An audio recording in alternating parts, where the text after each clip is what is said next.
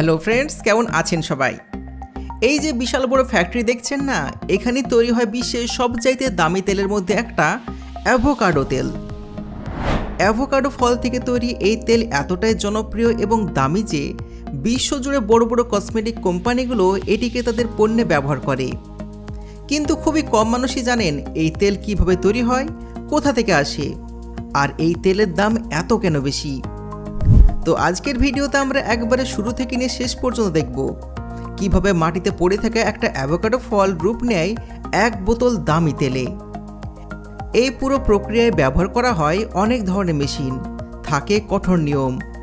তো চলুন ফ্যাক্টরি থেকে ঘুরে আসি এবং দেখি কিভাবে এই সম্পূর্ণ কাজ শেষ হয়। সব প্রথমে কাজ শুরু হয় বাগানে ফল সংগ্রহের মাধ্যমে, যা সাধারণত আফ্রিকার কিছু নির্দিষ্ট অঞ্চলে চাষ করা হয়। অ্যাভোকাডো গাছ সাধারণত আফ্রিকায় গরম ও শুষ্ক অঞ্চলে জন্মায় এবং বছরে একবার ফল দেয়।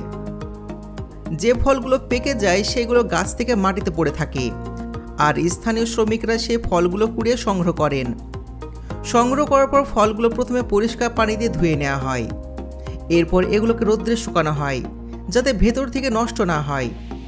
এরপরে শুকনো ফলগুলোকে কেটে নেওয়া হয় যাতে ভেতরে শক্ত বীজ বা নাট আলাদা করা যায়।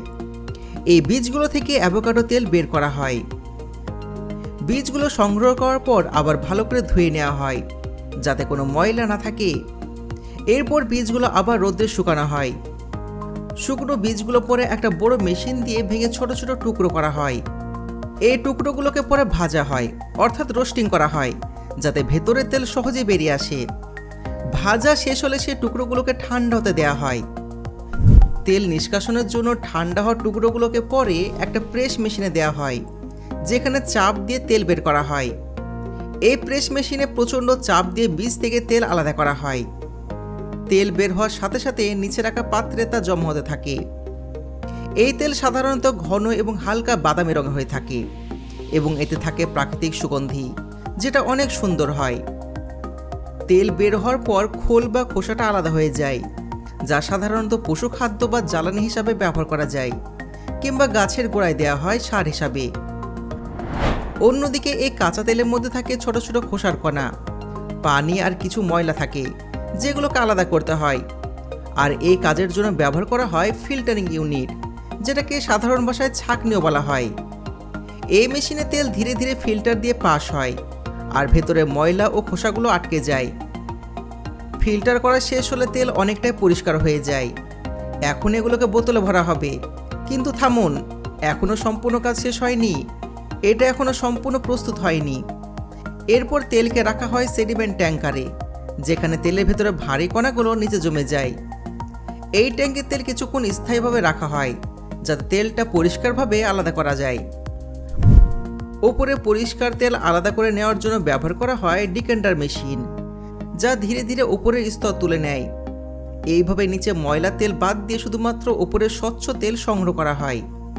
তবে আপনার কি মনে হয় এর নিচে তেল ফেলে দেওয়া হয়? কখনোই না।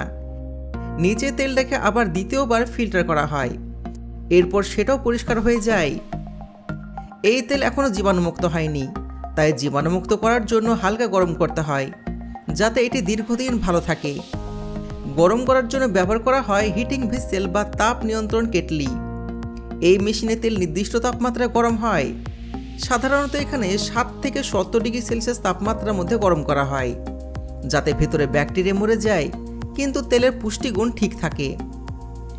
এই ধাপে তেল কিছুটা পাতলা হয়ে যায় এবং গন্ধ আরও পরিষ্কার এবং সুন্দর হয়ে যায়। তেল ঠান্ডা হওয়ার জন্য এটাকে রাখা হয় কুলিং চেম্বারে, যাতে ধীরে ধীরে ঠান্ডা হয়ে যায়। তেল ঠান্ডা হওয়ার পর এর ভেতর রং মেশানো হয়, আর রং মেশানোর জন্য ব্যবহার করা হয় কালারিং ইউনিট। রং মেশানোর পর তেলকে আরও একবার ফাইন ফিল্টার মেশিনে দেওয়া হয় যাতে কোনো অতিরিক্ত কণা বা ফেনা না থাকে। এবার আপনারা ভাবতে পারেন এতে রং কেন দেওয়া হয়। তো এতে রং দিলে এটা ভালো কালার পেয়ে যায়, সেই জন্য রং দেওয়া হয়। তবে সমস্ত ফ্যাক্টরিতে কিংবা বড় বড় কোম্পানির ফ্যাক্টরিতে এরকম রং দেওয়া হয় না। তবে এই রং শরীরের কোনো ক্ষতি করে না।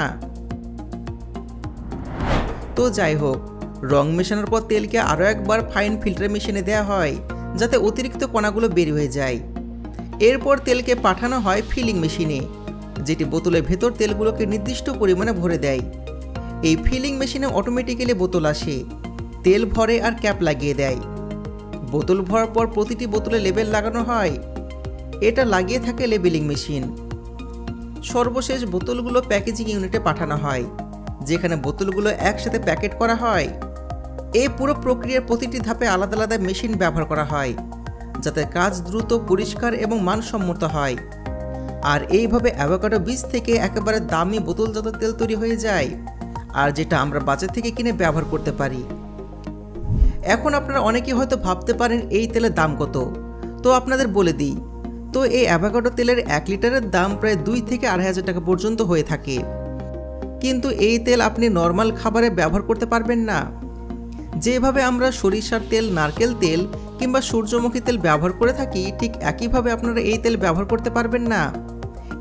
এই তেল ব্যবহার করা হয় শরীরে লাগানোর জন্য কিংবা বিভিন্ন প্রসাধনী দ্রব্যের জন্য।